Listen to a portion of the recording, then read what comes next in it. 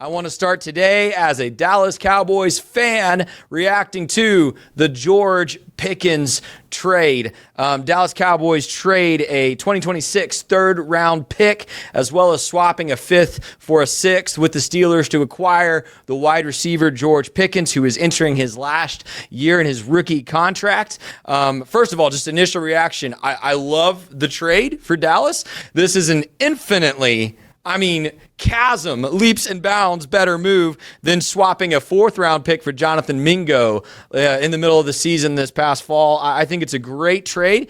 Pickens can be a head case. This is known. He picks fights downfield. He's had some issues maybe in the locker room. I wonder, honestly, how this affects the desire of Aaron Rodgers to go play or not play for the Steelers, but I love the move. Remember, the Cowboys signed another head case wide receiver named Terrell Owens 19 years ago.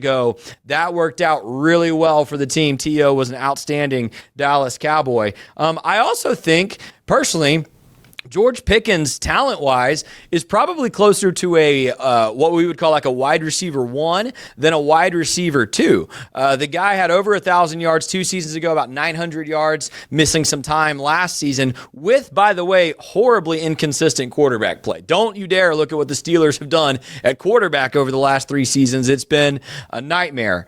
But here's what I want to talk about with George Pickens. So the talking points on most shows around the country, I imagine, will revolve around Dak Prescott. Oh, good. Look, the Cowboys got Dak a weapon. But I think more than Dak, the reason I'm excited about George Pickens in particular is I think this move really helps CeeDee Lamb. Of course, Dak will benefit from having another great weapon at his disposal, but I think more than that, this move helps CeeDee Lamb. So let me break it down this way. In the NFL, this is really, really basic. I know there's nuances here, but stick with me. I think there's really 3 kinds of receivers in the NFL, 3 kind of molds of receiver. First of all, you have your traditional NFL wide receiver. Think of guys like Larry Fitzgerald, Calvin Johnson. I mentioned Terrell Owens earlier. I would say more recently guys like Mike Evans, Devontae Adams kind of fit into this role. These receivers are usually bigger. They're very physical, athletic, can get downfield, make contested catches, big play threat, always kind of your traditional wide receiver. Then you've got what I would kind of call your traditional slot receiver. And these are different kind of players. And we've seen greats come through at that position. Think about Wes Welker, or more recently like Cooper Kupp, Chris Godwin kind of fit into this mold. They are the quicker players. They kind of make their living running strong routes, getting open in the kind of intermediate depths of the field, in the middle of the field, and making good catches from the slot. More and more, the NFL is actually evolving to where your number 1 receiver is your slot receiver. Think Tyreek Hill, Justin Jefferson. There's kind of that mold of NFL wide receiver. But then there's like a third mold. And I would say this has only emerged in the past decade or 2, and I'm going to call this the utility receiver. You've got your utility baseball players that can kind of play any position. This is the same concept, but for a receiver. And it's because these are receivers that can play inside or outside, but they're also invaluable as returners or ball carriers, rushing the football. Percy Harvin is the first, I would say, like big name that kind of made this work in the NFL, that style of player. And there's been a lot since. Deebo Samuel, Tavon Austin. Heck, a couple of guys like Ty Montgomery and Cordero Patterson were so good at being a utility receiver, they ended up just playing running back in the league. CeeDee Lamb is probably the best version of this we've seen yet in the NFL. The utility receiver position. He can play out wide. He can play in the slot. And really, he made himself invaluable early in his career as a punt returner and also carrying the football. But in college as well, he's not a traditional wide receiver. He's what I would call like more of this utility player. And that's exactly why I think the George Pickens trade makes perfect sense for the Dallas Cowboys. Think about how CeeDee Lamb was used with Lincoln Riley's offense at Oklahoma, right? He was the utility player, while Hollywood Brown was the take the top off deep threat wide receiver. I was at AT&T Stadium in 2019 when Baylor played against Oklahoma, and CeeDee Lamb had a 71-yard touchdown reception, and all 71 of those yards came after the catch. It was a screen that the dude just took all the way to the house. The goal is to get CeeDee Lamb the ball and space to work, not necessarily to make him a big play threat downfield. And there might be no better big play threat downfield in the NFL than George Pickens.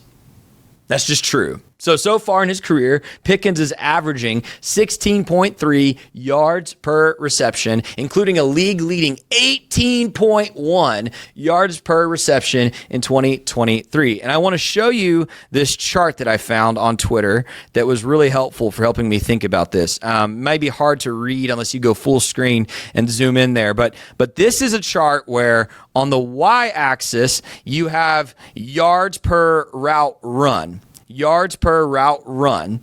And then on the x-axis, you have the separation that someone is creating from the man covering them. And George Pickens is floating right there in the middle of the chart towards the top.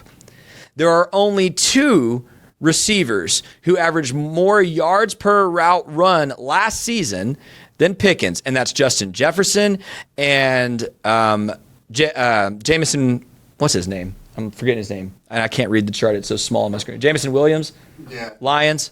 They're the only two receivers that average more yards per reception last season than George Pickens. But here's the difference. Do you see how George Pickens is closer to that y-axis than the other two? That means that Justin Jefferson and Jamison Williams' yards per route run is boosted by the fact that they are just outrunning the man covering them. They're just faster than all the corners in the NFL. Pickens is not. What that means with Pickens in the center of that chart is that he is making a lot of these catches contested.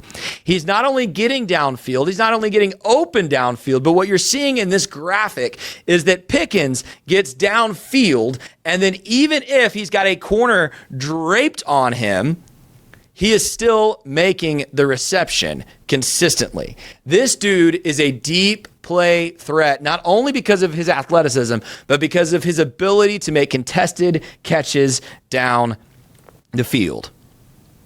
Meanwhile, last season's offense for the Cowboys was basically, let's run CeeDee Lamb into the pavement. Over the past 3 seasons, CeeDee Lamb is second in the NFL in targets behind only Davante Adams, including a league-leading 181 targets in 2023. He also carried the ball 14 times in 2 of the last 3 seasons. So in 2024, with no run game and a limited passing attack, the Cowboys offense often felt like, can we just find CeeDee Lamb? Get the ball to CeeDee Lamb. That's all they had, right? But with Pickens clearly taking the top off defenses, despite, having perhaps men that can keep up with him downfield, CeeDee Lamb is going to have all the space to work in the screen game, in the short routes, the intermediate routes. For CeeDee, I think Pickens means less targets, but way more effectiveness. I think you are going to see the best version of CeeDee Lamb this coming season because of this trade. It's just a great move by the Cowboys, getting one of the elite downfield threats in the NFL. It is a perfect move for my Dallas Cowboys, and I'm very excited about it.